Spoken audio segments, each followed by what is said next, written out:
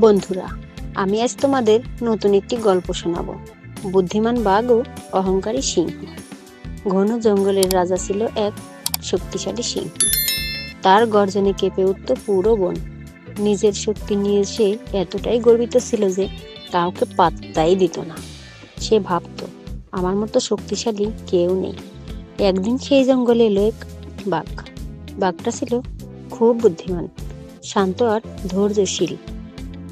সে কাউকে ভয় দেখাতো না, আবার অকারণে লড়াইও করতো না। সিংহ খবর পেল জঙ্গলে নাকি নতুন আরেকটি শক্তিশালী প্রাণী এসেছে। সে রেগে গিয়ে সে বাঘকে খবর পাঠালো, এই জঙ্গলের রাজা একজনই আমি। বাঘ হেসে উঠল, রাজা হওয়া মানে শুধু শক্তি নয়, বুদ্ধিও লাগে। সিংহ সেটা শুনে হেসে উঠল, বুদ্ধি দিয়ে কি যুদ্ধ জেতা যায়? বাঘ বলল, আজ না হয় প্রমাণই হয়ে যাক। বাঘ সিংহকে নিয়ে গেল গভীর জঙ্গলে, যেখানে ছিল এক বিশাল কাদার গর্ত।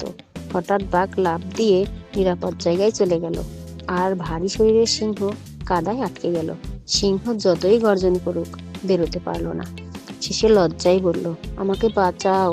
বাঘ ধীরে ধীরে কৌশলে সিংহকে বের করে আনলো। সিংহ মাথা নিচু করে বলল, আজ বুঝলাম শক্তির চেয়ে বুদ্ধি বড়।